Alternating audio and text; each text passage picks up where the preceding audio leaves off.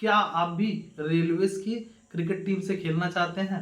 आपके काफ़ी ज़्यादा क्वेश्चंस आ रहे थे कि रेलवेज की क्रिकेट टीम का सिलेक्शन कैसे होता है और अगर मैं खेलना चाहूँ तो कैसे खेल सकता हूँ, उस पे भी बात करेंगे क्योंकि काफ़ी रेलवेज के एम्प्लॉइज़ के भी मेरे पास मैसेजेस इंस्टाग्राम पे आ रहे हैं और कमेंट पे भी आ रहे हैं कि मैं रेलवेज में जॉब में हूँ, कैसे मैं रेलवेज से खेल सकता हूँ।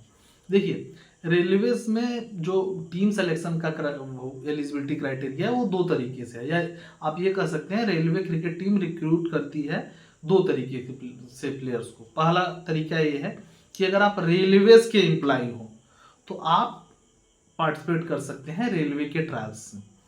दूसरा क्या है, जो जिससे सबसे ज़्यादा खिलाड़ी आते हैं रेलवे से, इस स्पोर्ट्स कोटा के थ्रू सिलेक्शन होता है। हाँ, स्पोर्ट्स कोटा में कुछ चेंजेस हुए हैं, उसके बारे में हम लास्ट में बात करेंगे क्योंकि ये वीडियो आपको जान लेना जरूरी है अगर आप स्पोर्ट्स कोटा के थ्रू खेलना चाहते हैं रेलवेज में।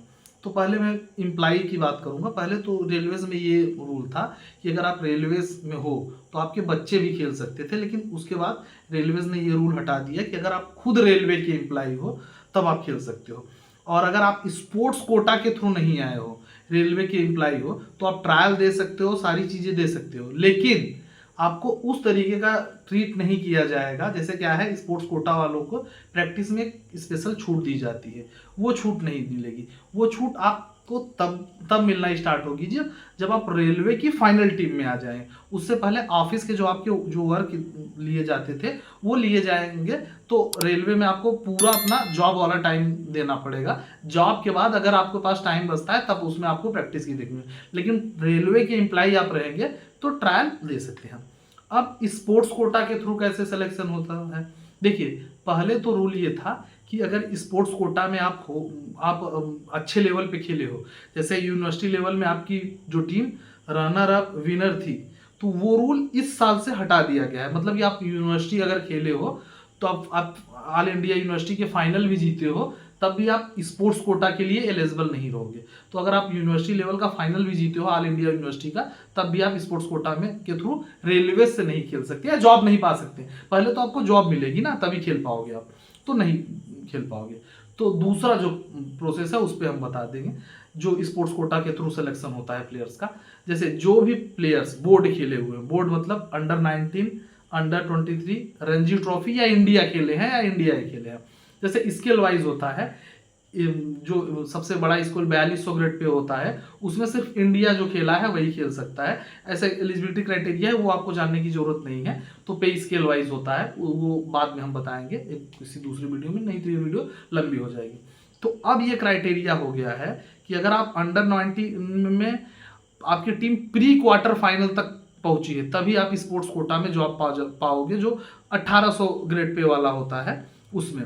और 1800 से ऊपर जो ग्रेड पे वाले हैं उसमें आपकी टीम मिनिमम क्वार्टर फाइनल पहुंची हो, चाहे आप अंडर 19, अंडर 23 या रणजी ट्रॉफी में अगर आपकी टीम क्वार्टर फाइनल पहुंची होगी तभी आप स्पोर्ट्स कोटा के जॉब के लिए अप्लाई कर सकते हो। अप्लाई कैसे करेंगे? जब जब भी रेलवेज की वैकेंसी आती है तो उसमें स्पोर्ट्स कोटा का भी कुछ अलग तरीके से सिलेक्शन होता है। तो स्पोर्ट्स कोटा में जो अलग तरीके का सिलेक्शन होता है उसमें आपको फॉर्म डालना होगा, अपना आप फॉर्म भरेंगे अगर आप ये एलिजिबिलिटी क्राइटेरिया मेंटेन करते हैं। अप्लाई कैसे करोगे? टाइम टाइम पे रेलवेज स्पोर्ट्स कोटा से जॉब निकालता है, तो जब वो जॉब आए, वैकेंसीज आए, तो आप उसको उसमें फॉर्म फिल करना है अपनी सभी डॉक्यूमेंट लगाकर। जो एलिजिबिलिटी क्राइटेरिया रखा जाता है वो एलिजिबिलिटी क्राइटेरिया में आपको अपने फॉर्म सबमिट करने होंगे। फॉर्म सबमिट करने के बाद उसमें शॉर्ट लिस्ट करेगा रेलवे आपकी योग्यता के अनुसार कि आप कितना खेले हो, आपका रिकॉर्ड क्या है। फिर शॉर्ट लिस्टेड खिलाड़ियों को बुलाया जाएगा ट्रायल्स में। ट्रायल्स के बेसिस पे अगर जो अच्छे प्लेयर्स रहेंगे उनको रेलवे जॉब दे देगा। जॉब ऑफर होने के बाद आप स्पोर्ट्स कोटा के जॉब में हो जाओगे, तो आपको जो रिलैक्सेशन मिलता है रेलवे से स्पोर्ट्स कोटा के जॉब में वो मिलना स्टार्ट हो जाएंगे। फिर रेलवेज के 19 जोन हैं, 19 जोन में है, वेस्टर्न, सेंट्रल, ऐसे आप देख लोगे। उनके आपस में इंटर रेलवेज के मैचेस होते हैं, हम करते हैं, चाहे वो स्पोर्ट्स कोटा के प्लेयर्स हो चाहे वो नॉर्मल भर्ती से आए प्लेयर्स हो।